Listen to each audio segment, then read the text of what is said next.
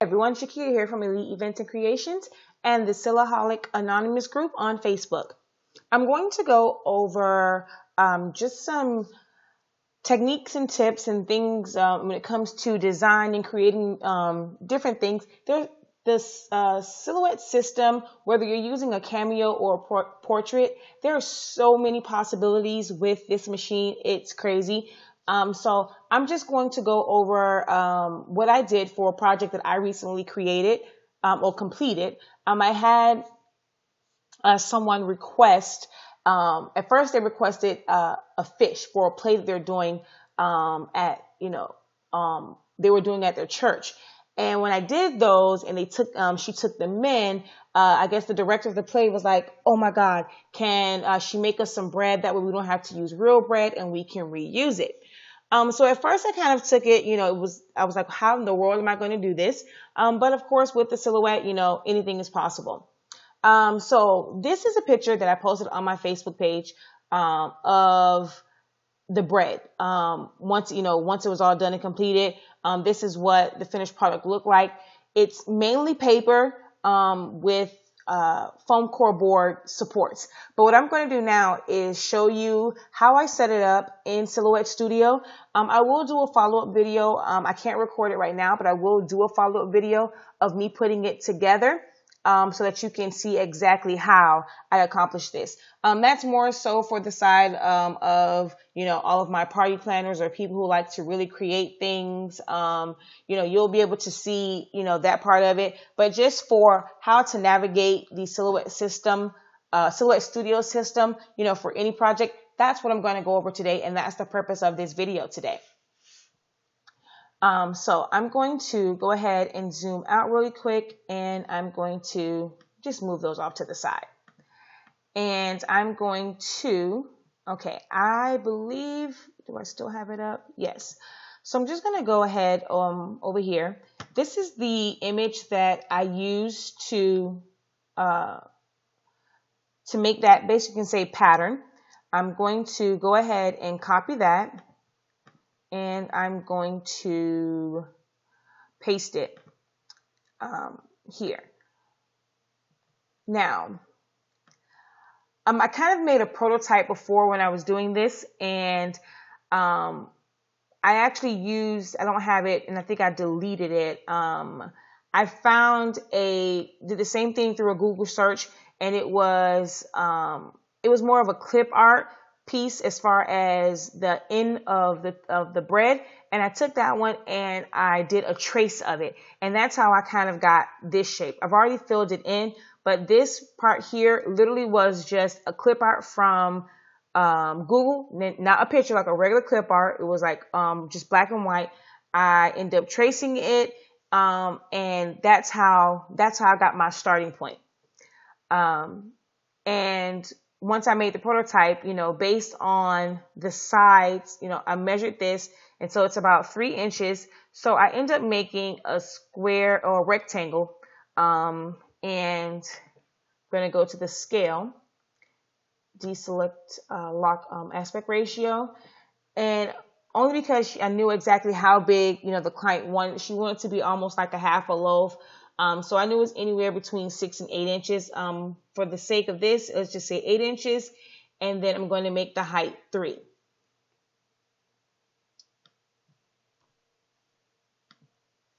Okay, so as you can see, you'll see from the picture that with this, I only had one side of it. The top of the bread, you really can't see, get a really good top as far as like from the top view. So I kind of had to manipulate this to where it works for me. So the first thing I'm going to do is with the rectangle, I'm going to hit I on my keyboard. And what that does is once I select something, it's going to take on the properties of that. So it's almost like creating a fill pattern.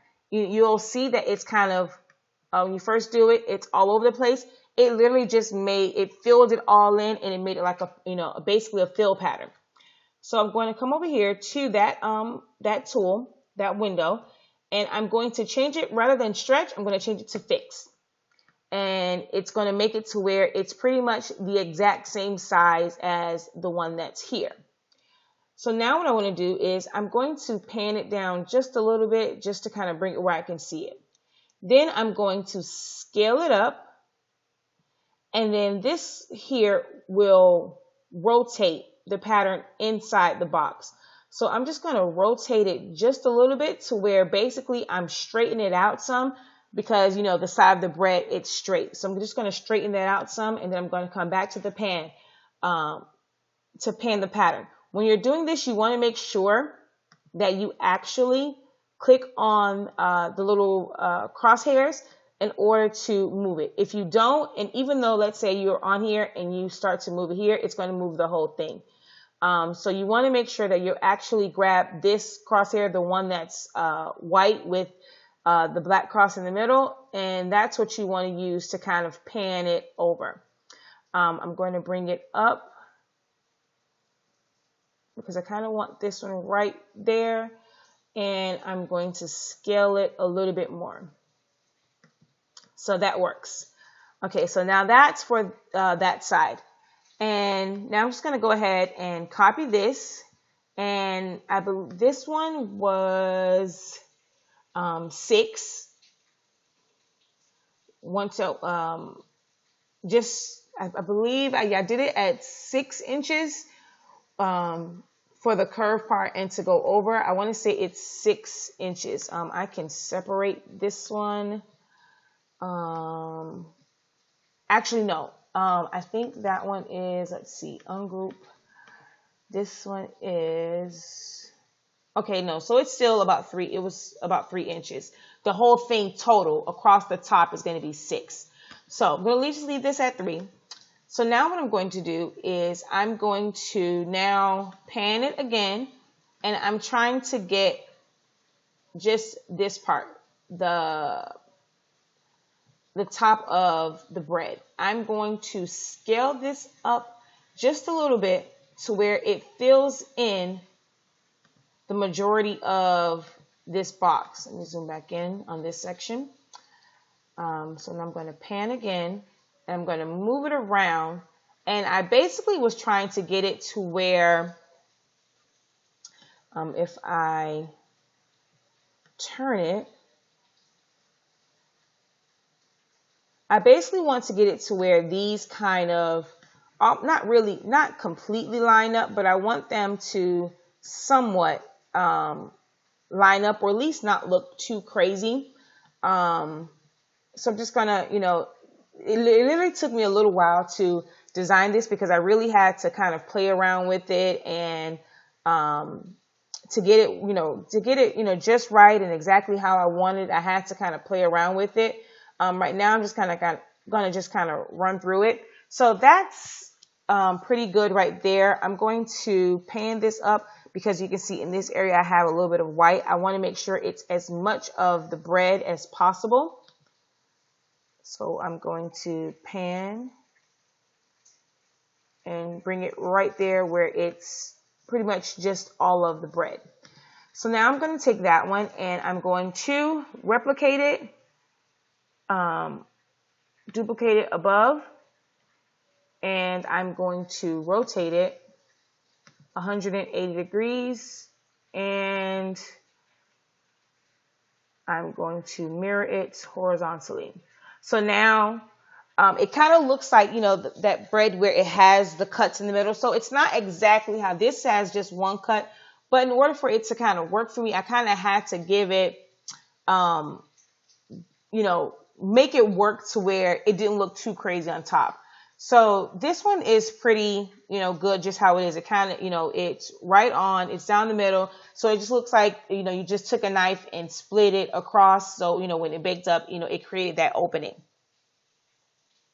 And I'm going to do the same thing with this one. So I'm just going to object, replicate, and I can mirror above rather than do all the other stuff that I did before. And I'm going to overlap it just a little bit.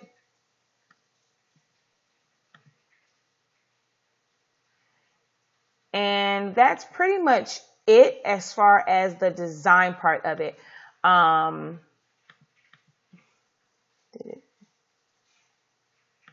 Uh-oh. Okay, there it is.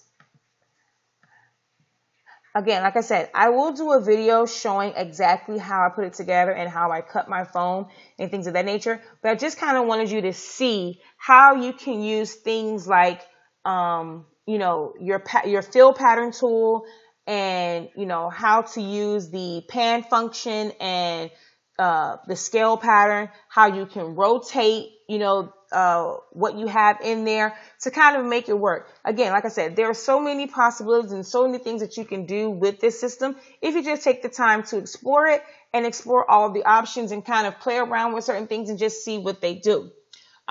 With this one, it was pretty much the same thing as far as taking a picture from, I'm going to, if I scale this one down, you'll see what the original picture was. So it was just an end piece of bread, and that's all it was.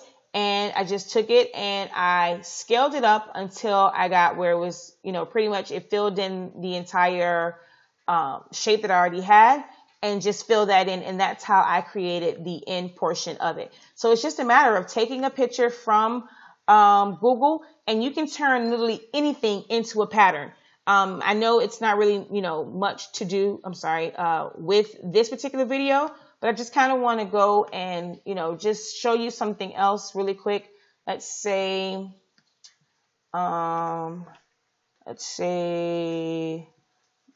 glitter backdrop. All girls, oops, glitter, not litter, glitter.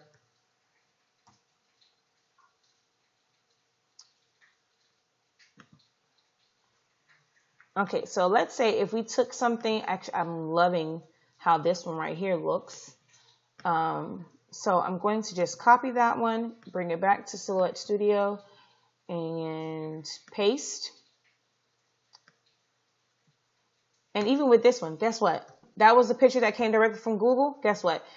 Even though it's a picture, it still sees it as a shape. I'm going to click on that, and guess what? It just filled that in. So you can take anything. If you want to create your own custom backgrounds for print and cut or anything like that, you can take literally anything and turn it into a pattern inside Silhouette Studio, and not have to have it in, you know, and store it, you know, here where you can go and it's like my patterns, and there are a lot of them there. You can pull anything from Google and make it a pattern for a project that you're working on. So I hope you find that helpful. If you have any questions, feel free to leave them below. If you're watching this via YouTube or via Facebook, feel free to leave a comment below. You can always direct message me if you have, you know, a question for me. Also hit me up on my email, eliteeventsandcreations@gmail.com. I'll also put that in the description box. Don't forget to comment, rate, and subscribe here on YouTube. And feel free, if you're on Facebook, to join our Facebook group. I'm really trying to build it and be able to have tutorials and pictorials available for you on hand and answer questions as soon as you have them, if I am available, because sometimes I'm not always available to make videos right then and there, although it will be a lot of video tutorials on there and pictorials exclusively for those in the Silaholic Anonymous group. Until next time, guys, see you later. Happy crafting.